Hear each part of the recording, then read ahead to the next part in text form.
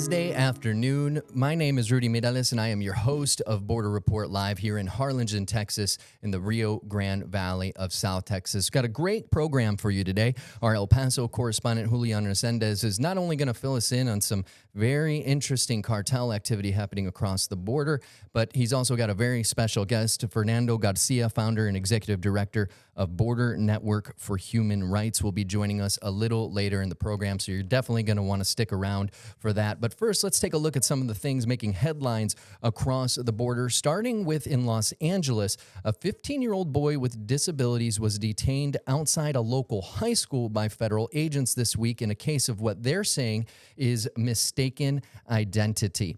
Now, here's a look at the video. Education leaders are now kind of afraid that many families are going to keep their kids out of school over fear of immigration raids. Now, we talked a little bit about this yesterday, and we actually heard Mayor Karen Bass talk about these incidents. Now, this incident happened yesterday morning, or rather Monday morning, just days before more than 500,000 Los Angeles United School District students returned to the classroom. Now, according to the superintendent, the student had gone to a neighboring school with his grandma to accompany a relative registering for classes. The boy, who was scared, was removed from the car and placed in handcuffs, though after school staff and the Los Angeles Police Department intervened, and he was later released. Now, Department of Homeland Security said that they were in the area to detain a Salvadoran national with ties to the violent MS-13 gang, and that, quote, allegations that Border Patrol targeted the high school are false. Also happening, you may remember we told you earlier this month that Border Patrol agents all along the U.S.-Mexico border only apprehended about 4,600 migrants trying to make their way into the country. Now, statistically, that is an 80% decrease from last year. In July, agents detained 4,600 immigrants. In July of last year, that number was 56,400. That's almost 52,000 more people were detained in the same period last year. The largest number of detentions, and you can see them right there on your screen, that dark green area. It's kind of dark greenish in the Rio Grande Valley down here where we are, but up where our El Paso correspondent Julian Resendiz is, nearly 1,100 migrants were apprehended. And I think Julian's going to join us right now because Julian, you've been tracking that. What's going on over on your side of the area? Rudy, good to be back with you today. Yes, illegal immigration encounters are way down all across the border because of the stepped up patrolling and all the other measures, including the restrictions on asylum, which have been widely discussed in this show. Now, that being said, here in El Paso, almost 1 in 4 of all the migrants being apprehended on the border are being apprehended here in El Paso. And I've been speaking on the record and off the record with various officials locally and regionally. And we kind of have a good picture of why that is. Number one, it has to do with the population. We have one of the largest concentrations of population in the entire border. El Paso County is around 860,000 people. Juarez, Mexico is closing in on 2 million. And we have several communities in outlying areas. So the more people there are, the higher the likelihood that somebody is going to want to be brought over to the U.S. The other, and we do have a clip to illustrate this, is that migration is not, it is self-propelled. But once you get to the border, the cartels take over, the criminal groups take over. We have learned, we have come into possession of several videos that are being distributed throughout southern Mexico, and they're being posted there by gangs, by criminal organizations, trying to recruit people from Mexico to come over to the United States. They show like we're trying to show in this clip, people walking through the desert, being led by a guy in a ski mask. They also show videos of people already in either the El Paso or the Albuquerque area giving testimonials as, quote, satisfied clients and referring friends and public in general to contact X, Y, or Z smuggler so they can also be successfully brought over. So that's pretty much what is going on. We're seeing decreased migration throughout the border because of things that we have discussed in the past.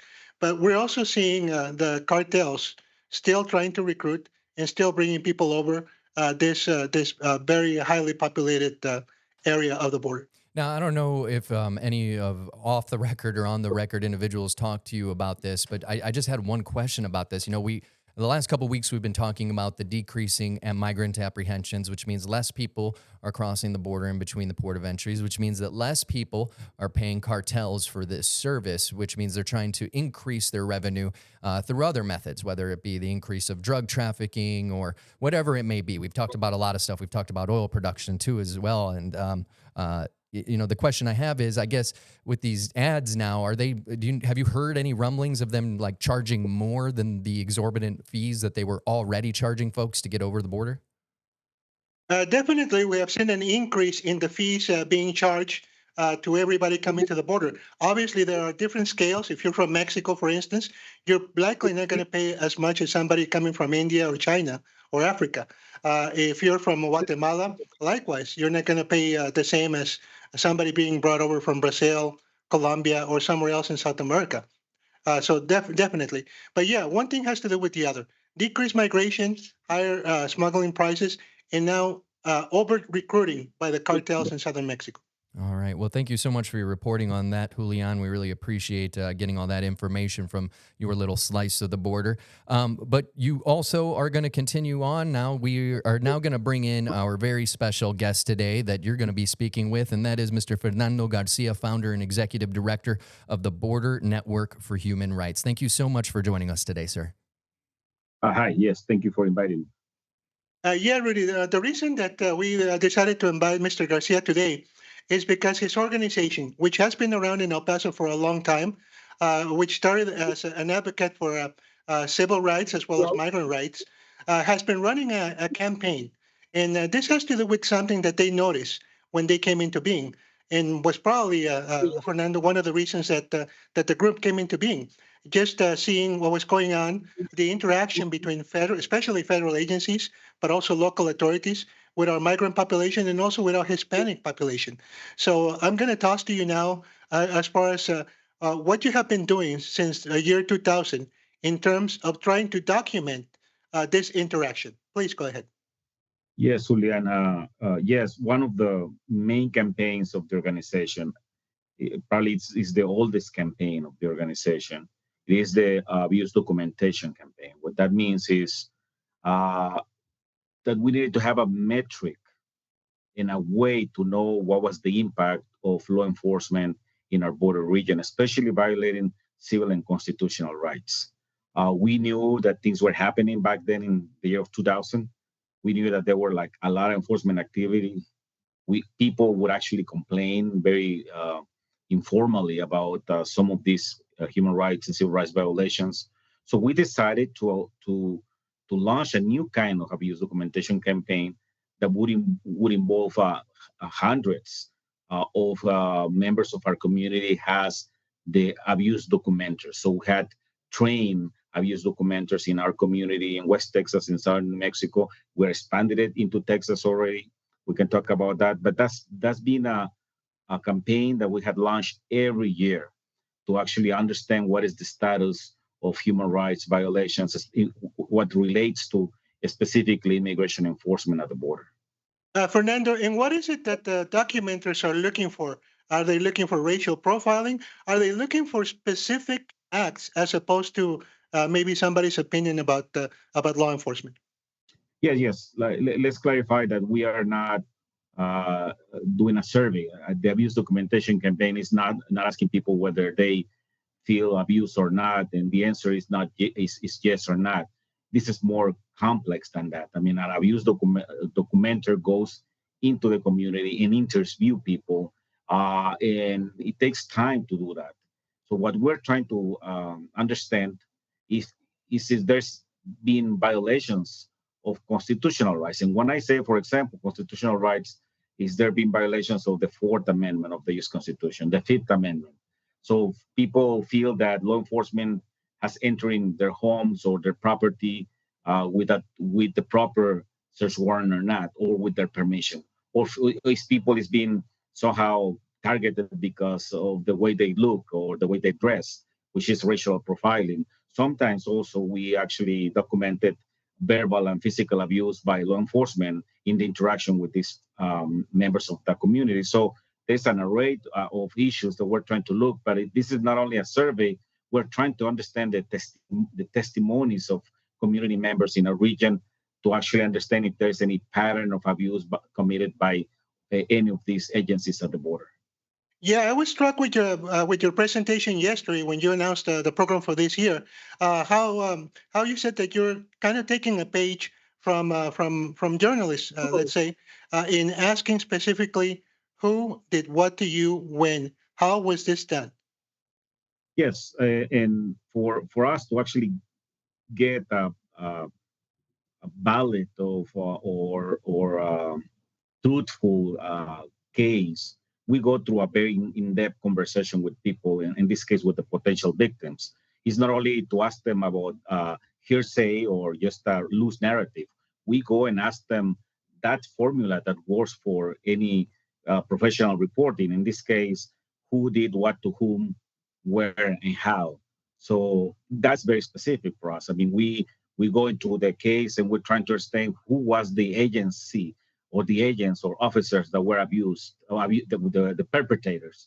Also, where this happened, when that happened, there were any witnesses, what kind of language and what was the interaction between the victims and the perpetrators. So we will go into a deep conversation that usually lasts half an hour, 45 minutes for one testimonial documentation.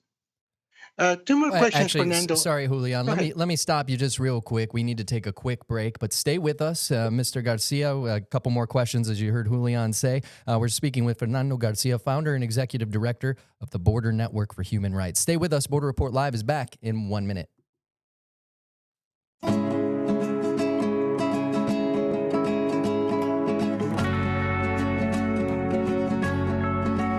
And welcome back to this Wednesday edition of Border Report Live. My name is Rudy Mireles, and if you haven't done so already, go ahead and check us out. We are every day. This episode will play later on Apple Podcasts, the iHeartRadio app, as well as Spotify. So if you haven't done it yet, go ahead and check us out. Follow us, Border Report Live, on all those podcast platforms. Now, I wanted to bring back in Mr. Fernando Garcia, founder and executive director of the Border Network for Human Rights, who's speaking with our El Paso correspondent, Julian Resendiz. Couple more questions. I know that the survey, the documentation campaign barely starting up, but in years past, what are some of the things that your documenters have found, and what has been done with that information? Well, it changes every year. I mean, there's several patterns being identified every year, but in several of them, actually, we had identified, for example, high-speed chases by the state police in the region, or the use of physical force, shootings, illegal shootings, the use of lethal force. We have also identified the illegal entries into homes and property. That means with no permission, no search warrant, no legal warrant, racial profiling, physical abuse and verbal abuse, especially at the ports of entry. We actually heard a lot about verbal abuse against people crossing the port of entry, both people with visas or U.S. citizens also being subjected to some of these alleged abuses. All right. And what is done with that information? And when you present this information to law enforcement, has there been a response? Has there been change? One of the main purposes of the campaign, it is to go to the agencies, to the law enforcement institutions, and tell them that there's a problem, that there's a perception in our community about their actions and their activities within our communities. So we do give the chance to the law enforcement institutions to review the report even before we make it public. So for them to understand some of the alleged abuses and mistreatment violations have done by their agents or officers. So we go to them with the idea that there's going to be a very positive action by these agencies to change any problematic practice. So I think we do that. And also we make that public. I mean, we usually talk about which agency was committing any major pattern of human rights violations. Mr. Garcia, I'm sorry to interrupt, Julian. I did have a couple questions myself as well. Are there like levels of severity? I know you said it's very complex, but is there any kind of like, key, for example, to say, okay, this falls under a level 5, or this is just verbal, so it's under a level 2? Do you have anything like that? We take all of them seriously, but I think based on each of the cases, there's a level of response. Like, for example, some cases, some violations, the victim just want to actually tell the story. I mean, they just want people to know, and sometimes they want to file an internal complaint process. For example, if there's a verbal abuse, they feel that the dignity was violated, so they want to say something, and they want the agency to know. In other cases where you have shootings, and at some point we have alleged rape by some border agents, that takes you to some different level. That's maybe a legal case. You take it to the court. Maybe that is a whole lawsuit. I mean, it depends on what the victim also wants to do. I think what we do is to try to find those cases and bring it up publicly for the public discussion. How often do you find yourself coming across those incredibly severe cases, like the one you just mentioned of potential rape happening? Every year there's some major incident, or sometimes become more complex because it's not only one or two or three. Like, for example, a couple of years ago, we saw migrants dying in uh, chases, in high speed chases by DPS in El Paso region. There was not just one case, but several cases, and that was a very high profile case. So we made it public, but also families wanted to do something. So that's an example of it. In other cases, we had uh, found, for example, the uh, the use of firearms were not used legally.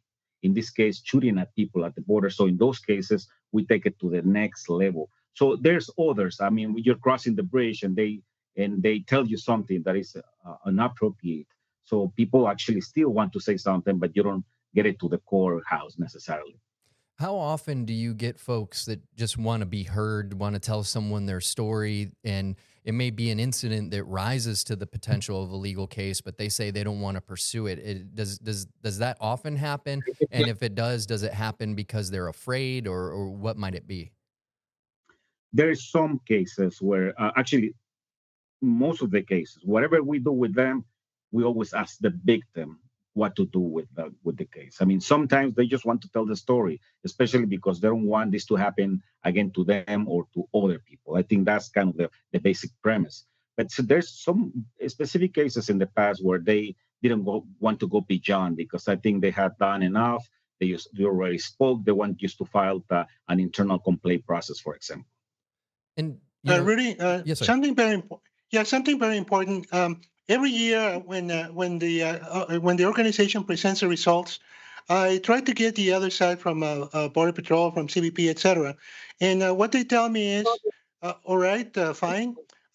We want these people, these individuals who have a complaint, to come and file a complaint with us, which can be difficult because, in theory, it's the offending agency. You want to go and complain with the people that allegedly abuse you, but they do have independent organizations within their agencies, like the Office of the Inspector General, like the Office of Professional Responsibility. And in my web story, I did share some of those contacts for people to go directly to them. Also, I wanted to ask Fernando. The campaign has started; it's about to start. Where can people go and tell their stories? Yeah, just let me just mention something about this. I mean, it's true that there's internal processes. Border Patrol, ICE, and other, they have the internal complaint process. The fact is, a lot of people in our community, not only immigrants or refugees, but U.S. citizens and residents, they don't trust that process because it doesn't provide results. In the past, we had tried it several times, and nothing has come up out of it. So I think that is also a call to action to actually reform that internal process because we want people to go directly to Border Patrol and ICE and the local police to do the complaint as is the civic duty, right? But it doesn't happen. There's a lot of fear within the community, like to go to the agency that abuse you and to go back to them, and it doesn't feel fine for some people. We are having this abuse documentation campaign in 2025 is having multiple locations.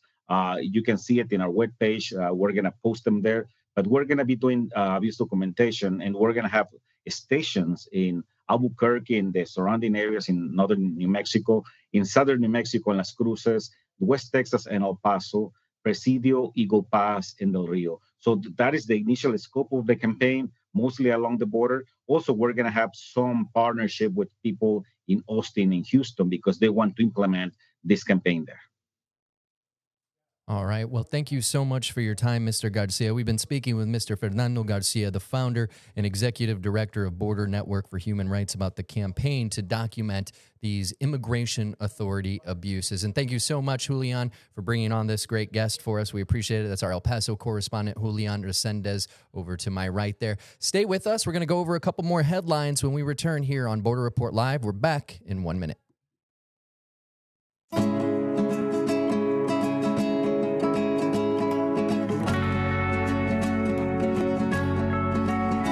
And welcome back to this Wednesday edition of Border Report Live. My name is Rudy Mireles, and I'm your host here in Harlingen, Texas, in the Rio Grande Valley of South Texas. Very enlightening conversation that we just had with our El Paso correspondent, Julian Resendiz, and Mr. Fernando Garcia, the founder and executive director of Border Network for Human Rights. If you're just joining us, we are in podcast form now, and you can, if you missed today's episode, you can get the latest episode every day, 5 p.m. We put it out, and you can get Border Report Live podcast on Apple Podcasts, Spotify, as well as the iHeartRadio app. So make sure, if you don't have time to watch, you can always get a listen in too, but you definitely want to watch. We always have some good video like this video that we are about to show you.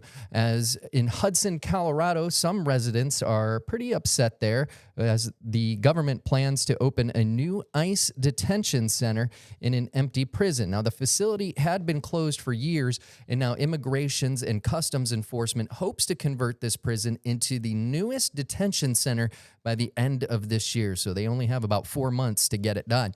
Some residents say it is needed to keep migrant criminals detained, while others say they never thought their small town would become home to hold immigrants. Now, the prison is 30 miles northeast of Denver. Last night, officials in the rural Tennessee town of Mason voted to turn a converted prison in that community into an immigration detention facility run by a private company. ICE is opening detention facilities at several places, and we've told you about several of them. We've had Julian reporting from El Paso at Fort Bliss as they get ready to open that center, and we actually heard from Senator John Cornyn, who visited that center earlier that week. Again, you can watch that episode on borderreport.com, or you can listen to it on the podcast to hear what he had to say regarding that facility. We've also told you about the Florida Everglades facility that the government is calling the Alligator Alcatraz, and how Camp Atterbury in Indiana is also turning into a Department of Homeland Security facility as well. Up in the Pacific Northwest of the country, in Seattle specifically, county commissioners there have set up cameras at the King County International Airport to show the U.S. Immigration and Customs Enforcement flights that are taking place once or twice each week there. Now, the county set up 2 cameras to view the loading and unloading of immigrants as what they are calling a public service. Now, it's very different from what you see at most of these ICE locations. I can tell you from experience here, we often see these types of flights leaving out of Harlingen under the cover of darkness, either really late at night or really early in the morning. So this is pretty different. The immigrants are coming to or leaving the Northwest ICE Processing Center, which is a detention facility in Tacoma, Washington. Most flights from Seattle are transfers to other airports where the migrants will make connections to overseas flights. And really quick, before we take off for the day, we wanted to remind you to check out our partners at Political Power Ranker. Now, if you don't know what that is, Political Power Ranker is a weekly show tracking the movers, shakers, and rule makers in American politics. Nextstar's director of political content, Chris Berg, and director of Emerson College polling, Spencer Kimball, break down who's up and who's down in the world of politics based on my favorite thing ever, data. Now, this week's show, or this past episode rather, focused on focused on new polling from Emerson College on the California governor's race, the issue of redistricting, and a new 2028 presidential poll of California residents. So if you've been watching the news at all, and if you've been watching anything that's happening across the country, you know how important that California governor's race is, how important that issue of redistricting is, because it's now affecting their state as well as Texas, and how important it is to see if that presidential hopeful, or rather a governor turned presidential hopeful, is getting the support of his residents. So make sure to check that out. You can find more on Political Power Ranker at abcs27.com or your local Nexstar station's website. That's going to do it for us today. Thank you so much for joining us on Border Report Live from Harlingen, Texas. My name is Rudy Mireles. Have a great day.